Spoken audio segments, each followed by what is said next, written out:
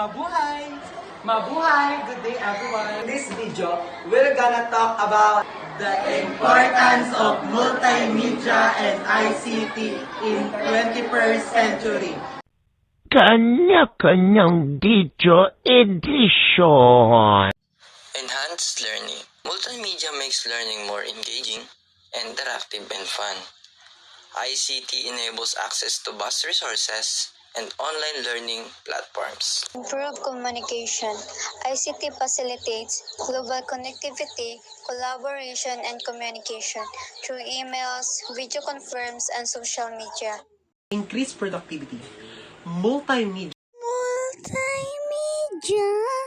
and ICT tools streamline tasks, automate processes, and boost efficiency in various industries. Creative expression. Multimedia enables people to express themselves creatively through videos, graphics, animations, and more. Access to information. ICT provide a instant access of information, bridging the knowledge gap. Some benefits of multimedia and ICT in the 21st century. E-government services. ICT enables online government services, making it easier for citizens to access public services.